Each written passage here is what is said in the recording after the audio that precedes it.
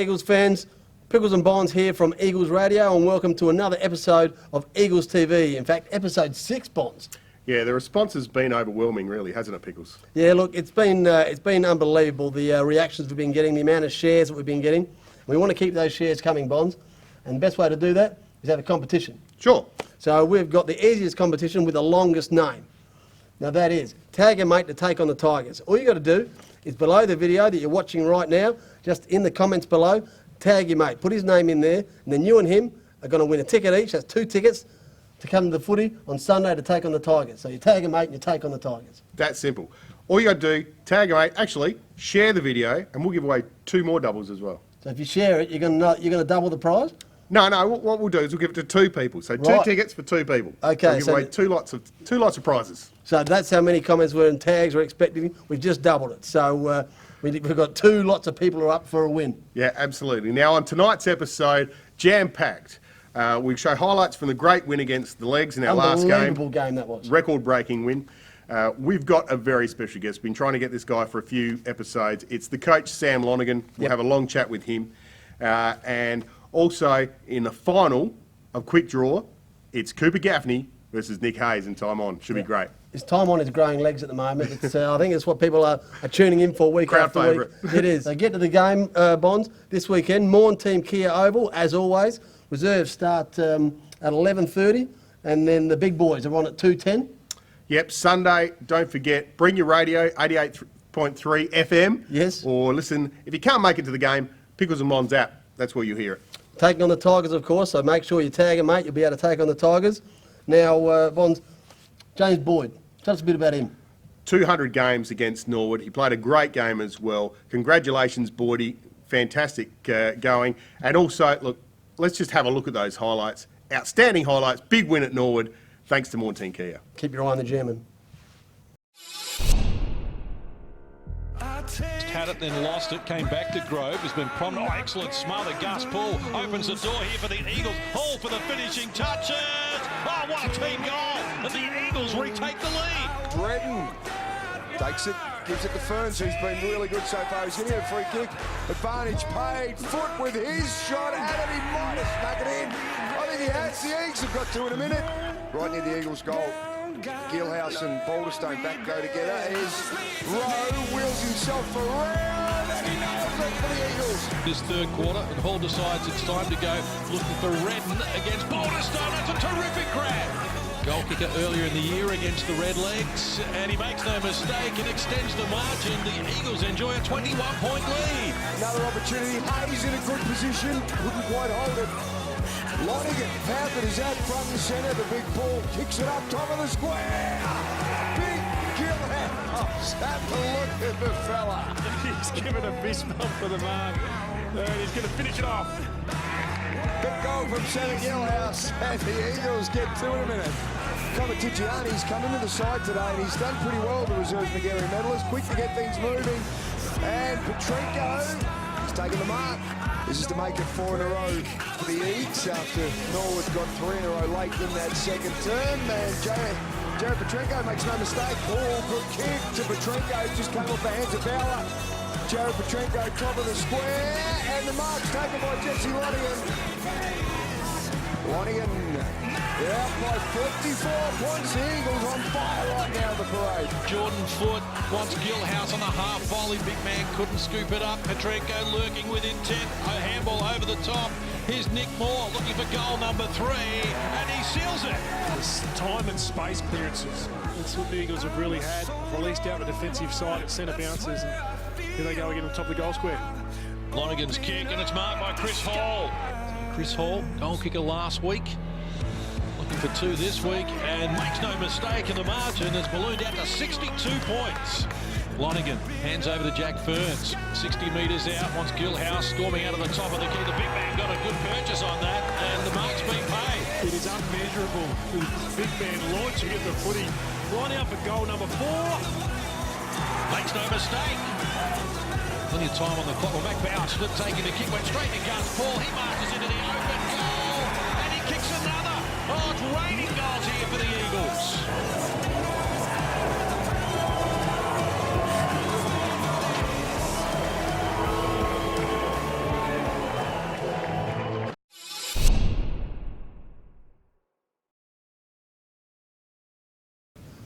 Yep, interview time, and lucky enough to have with us the coach of the Eagles, Sam Lonergan. Sam, welcome to Eagles TV for the first time. Thanks for having me. It's I've enjoyed watching a few of the boys. Been thrown on the bus a couple of times. Certainly Jake Werderman. Yes. Well, we're not going to throw you under the bus. We want to keep this actually reasonably sensible and find out a little bit about you, what makes you tick, and also how you came here. So, for those who don't know, you're a Tasmanian boy. Yes. So born and bred. Left Tassie as an 18-year-old through the standard draft process through to Essendon. Spent 8 years in Victoria and a couple in SA, and then back to Tassie, and now here I am again in SA. You ploughed through about 14 of my questions there, so I'll get you to put the handbrake on. So, when Tassie, what's Tassie football like? Is it is it as passionate down there as it is up here? Is it just play there and get out for the ones who think that they can make it? No, they're certainly a Tassie in terms of the state. They're a football state. They love their football. It's a little bit more segregated in terms of state league and local football, and but they certainly love and are very passionate about their football down there. And it was a great 3 years down there. Learning and understanding the in between of how state league works, and I really enjoyed being down there, to be honest. Yeah, and so you ended up then going into the draft. Do you remember what draft number you were picked? It was deep, 50 maybe, early 50s, 50, 51. No, it's spot on, 50. 50. There Yep. you go. Now 2005 that was Mark Murphy draft number 1. And I think the first probably 4 or 5 players in that draft have gone on to play over 200 games. So. It's you say deep, but it was a pretty good draft. Yeah, it was pretty good. I think Dale Thomas was in there as well. Yeah, it was number 2. Yeah, there was some good ones. Yeah, Good ones. I'm not that good. I just done some research before you came on. That's all right. And so I ended up playing 79 games with the Bombers, a couple for Richmond. So with the Bombers, obviously 79 games in a pretty good side. You must have had some players you played some experiences with, some elite players at that time. Did you learn a lot from a lot of really gun players? Yeah, certainly. We had guys like Matthew Lloyd, Scott Lucas going through that era. Yep. Even someone like a Mal Michael, who Yes. people wouldn't relate to as an Essendon person. We had a couple of years with him, who obviously went through to Brisbane, a really strong generation of their success. So Yep. there was a number of individuals down at that football club that, as anyone, when you're developing and growing as a young man, you take on as much information as possible, and when and where the right time is to use that later in life, you won't know until you're in that situation. And so where did you fit in that club as a young bloke in amongst all those stars? Yeah, I was relatively looked after, to be honest, because I lived with Mark McVeigh for 4.5 years, so he was one of the senior players. So I transitioned into being a kid out of school into the AFL sort of circle relatively comfortably, which was good. Yep. Now, look, we will touch on it really briefly. See, that was you're involved in the drug scandals, as it was called and labelled. Is that something that's going to stick with you forever, that you were a part of that?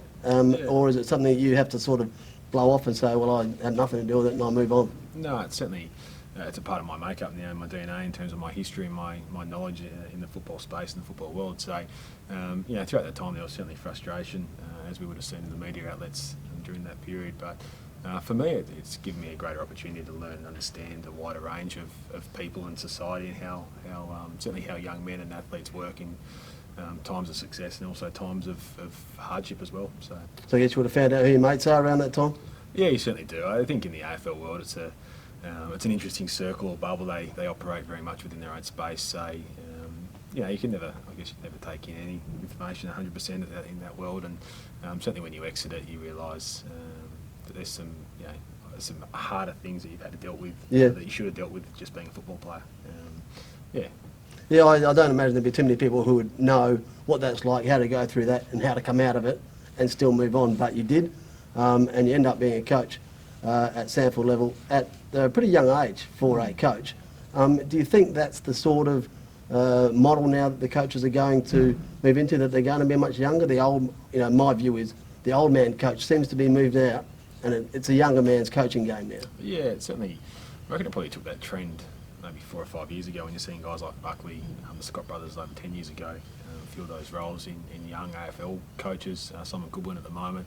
So there's certainly a trend there, but it's possibly, it could almost start a trend at AFL level back the other way with someone like a Chris Fagan who's doing really well at the Brisbane Lions. There's a lot of talk around the North Melbourne role and who's going to get that. And so the AFL will always trend in different ways, and generally the State League environments follow, you know, 1 Yep. or 2 years after. So certainly started coaching at a young age, probably my experiences as a player, and you know, going through the Essendon stuff during that period of time, I guess gave me some that fire and ability to become a coach and you know, support and help grow athletes to be the best they possibly can. So is that, so it wasn't something like from the early doors that as a player you knew that I'm a leader, I'm a good communicator, people follow me, that I could probably move on to this path? No, certainly answering that could be quite arrogant. No, no, I always, I guess, growing up, I always tried to be the best version of myself as a young athlete and get the most out of myself. I wasn't overly talented, wasn't the best kick, wasn't the best at anything, to be honest. You were drafted at 50 and played AFL footy, mate. You're going all right. Yeah, so I always worked really hard and obviously hoped that through that time of youth as a young man that my actions would lead and that was going to be remembered. So really in terms of crossing into that coaching path, probably happened when I went to Richmond. I was 26 years of age. I had a really good conversation with Damien Hubbock at the time, who basically just said I was going to be a backup in that period of time behind Koch and Delidio Martin, which I understood. They're pretty good players and far better than what I am. So it was a hard conversation to hear as an athlete, but also it was good because it was real and it was authentic, and the conversation was just a genuine conversation between player and coach, and it allowed me to make the best decision for me moving forward. And in that particular year, I only played the 2 games with Richmond, and I think I was emergency about 12 or 13 times. So I could have got disappointed and frustrated. I chose to spend that time in the VFL space, developing and help support those young guys coming through. And that's where it started, and I really enjoyed it. I like seeing the growth of those young players, and when they started playing AFL and playing good football, I got some enjoyment out of that as well. So that's certainly where it started. So then does that, as a guy who plays his first game of footy, there's nerves. What's that like for the first game of coaching, when you first deliver your first speech, all that sort of stuff? Yeah, you certainly you think about it, but from a coaching point of view, most of your work's done Monday to Friday. As long as you've been really diligent between your working week, game day is really the simple message you've been saying for the last 7 days. You're just basically repeating it to make sure it's at front of mind for the players on game day.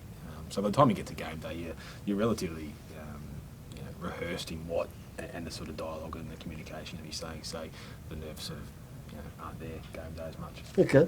So whatever you said during the week leading up to week 1, obviously worked.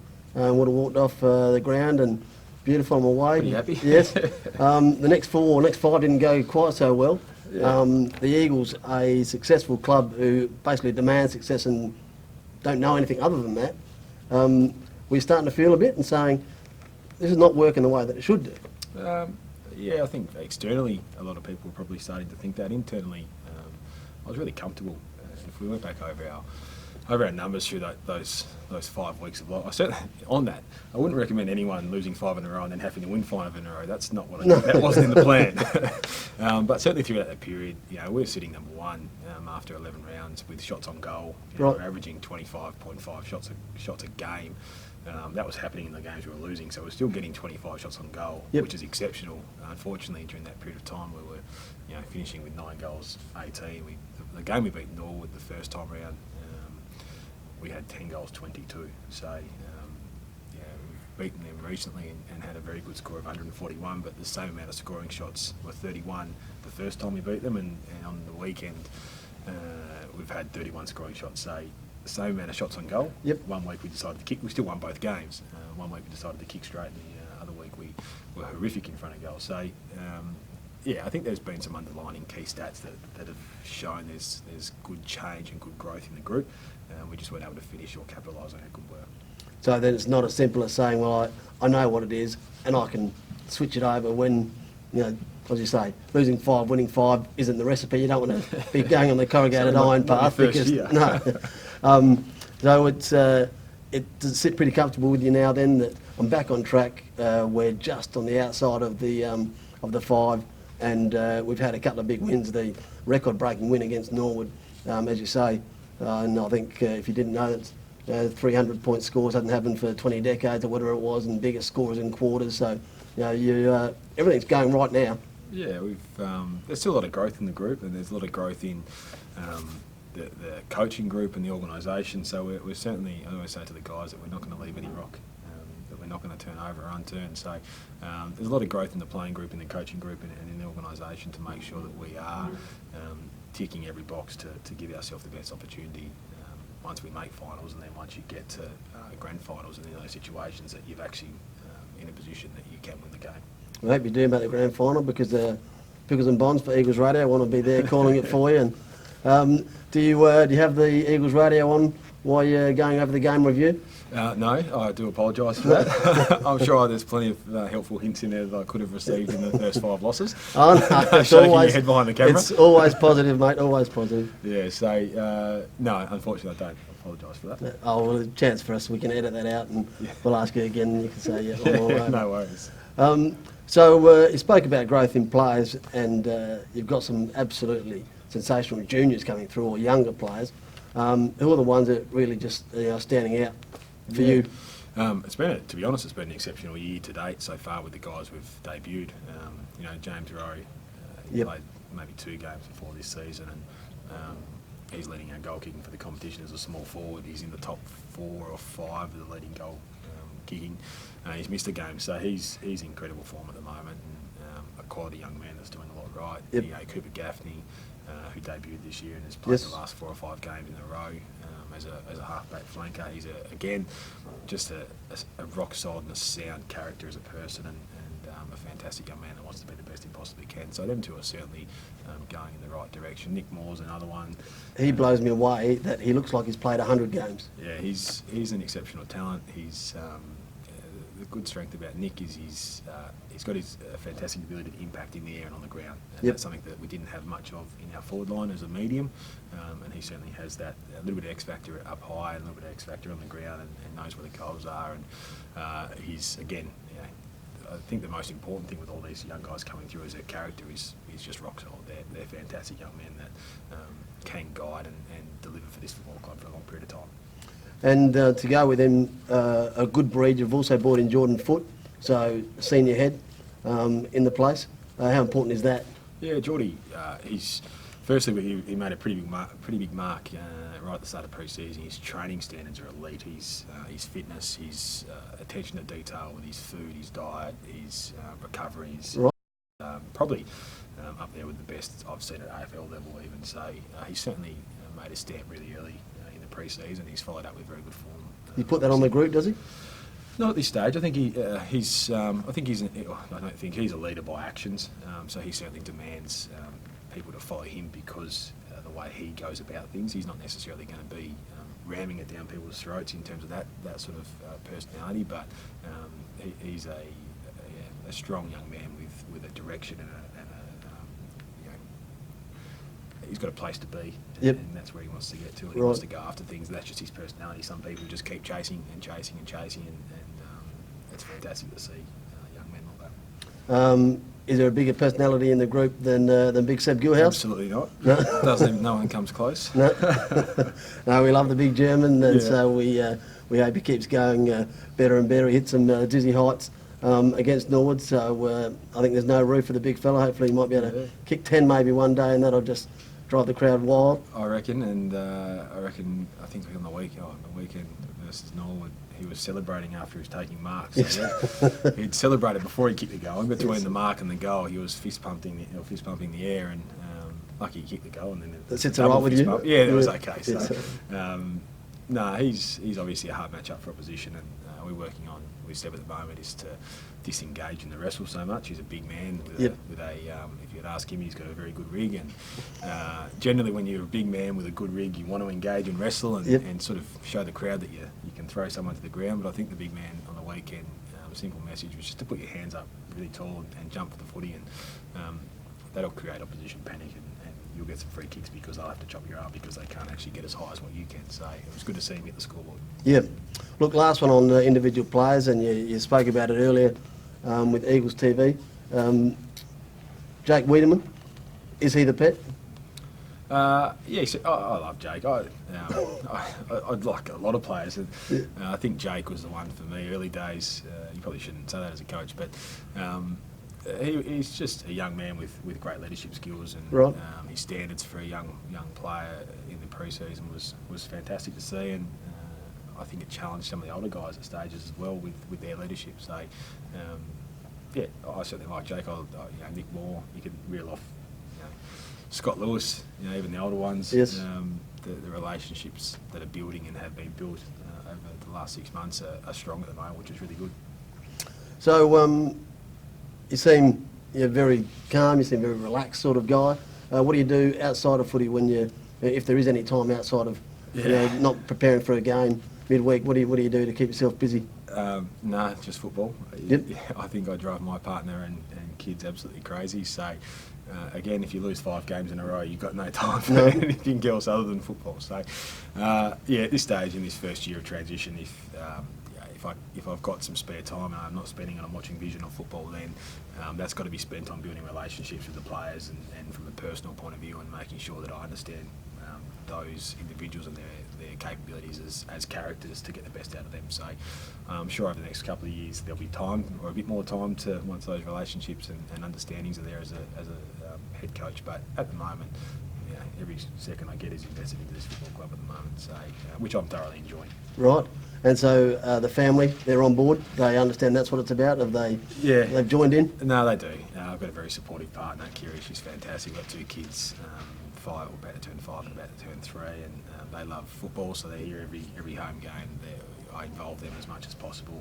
It's sort of a good place for kids to grow up and a safe place, safe environment for young kids, and also for my partner as well. So, which the football club's been fantastic in that space, involving us as a family from interstate into the Eagles family.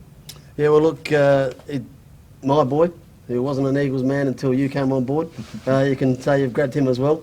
So, look, I've got no more. It's been great to get to know you. I think everyone who's watching Eagles TV tonight and whoever keeps replaying this will find out a little bit more. And thanks for letting us into your life and explaining how the coach works. Beautiful. No worries at all. Thanks very much, Sam. Not a problem. Thank you.